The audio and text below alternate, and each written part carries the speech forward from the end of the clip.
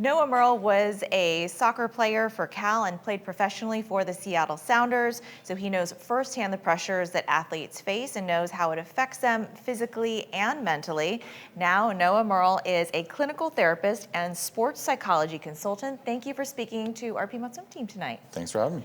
So it seems like athletes have historically downplayed mental health issues and the mental side of performance. Why do you think that is? I mean, there's been a stigma against sort of mental health issues, mental issues for as long as people have been around, I think, for the most part. And that stigma is breaking down elsewhere, but in the sports world where it's kind of suck it up and be tough and push through, that still exists probably more than other places. So it's changing, it's coming around. There's more and more sort of attention to it and services to it, and there's more people like Michael Phelps who talk about it and are open about their struggles, but it's just sort of slower in the sports world to kind of come back to it.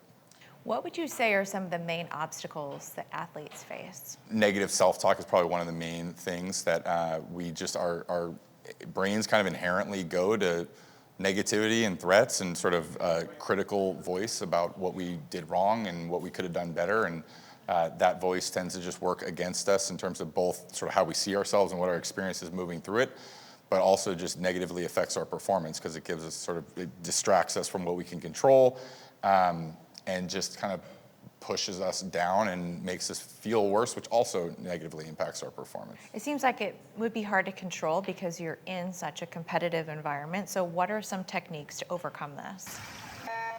I think one of the main things is compartmentalizing. When it's time to perform, it's time to perform.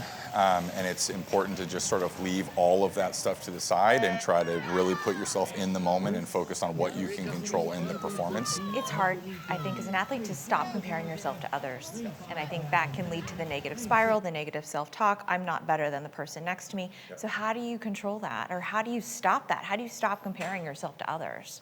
I think it's probably not fully possible to never do it, but Yeah. I think there's the effort towards doing it as little as possible and trying to catch it when you recognize your sort of mind is going there and trying to, again, put it back to what you can control and what's going to ultimately be helpful and useful both in your performance and sort of your experience as you're going through it. And what are you hoping that they take away from your talk tonight? So just that idea of putting my attention where I want it when it's time to go and sort of putting all of my mental and physical energy into what I can control.